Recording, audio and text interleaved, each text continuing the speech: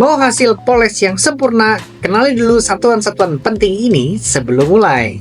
Hai Sobat Auto Detailing, sebelum kamu mulai poles mobil kesayangan atau mobil kamu punya klien, ada baiknya kamu kenal dulu nih berbagai macam satuan supaya nanti ngomongnya makin nyambung, atau kita mempelajari alat-alat mesin, fitur-fiturnya, kita tahu ini bagus apa jelek, ini mahalnya kepake apa enggak ya. Dengan kita membaca spek dan mengetahui satuan-satuan, itu membantu kita untuk memilih mesin yang performanya paling cocok sama kamu tanpa harus bikin kantong kempes.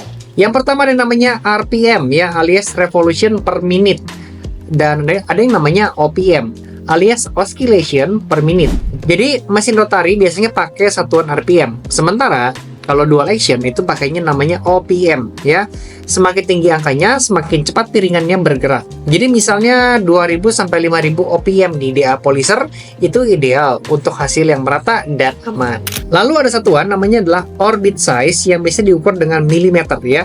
Jadi ukuran orbitnya misalnya 15 mm menunjukkan seberapa jauh piringannya bergerak.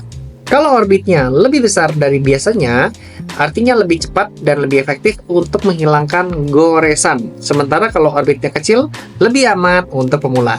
Next, kita punya namanya power consumption alias watt ya, watt, W-A-T-T. Mesin rotari umumnya punya daya sekitar 900 sampai dengan 1500 watt untuk tugas yang berat.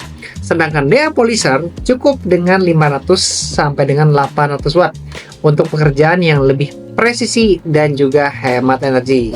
Next, kita punya diameter piringan, kadang kita sebut dengan pad size ya. Ukuran piringan juga penting.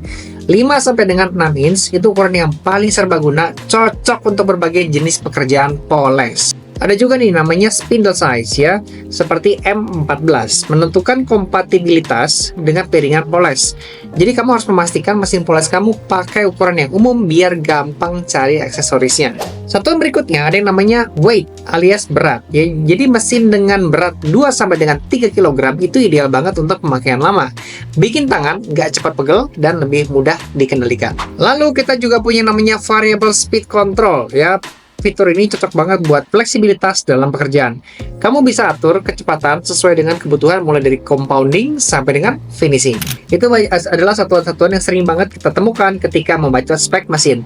Jadi sebelum mulai poles, pastikan mesin poles kamu punya sesuai dengan spesifikasi yang kamu butuh. Mau belajar lebih dalam tentang auto detailing? Stay tune terus di akun kita dan siap-siap upgrade skill kamu bersama dengan Akademi Auto Detailing Bandung.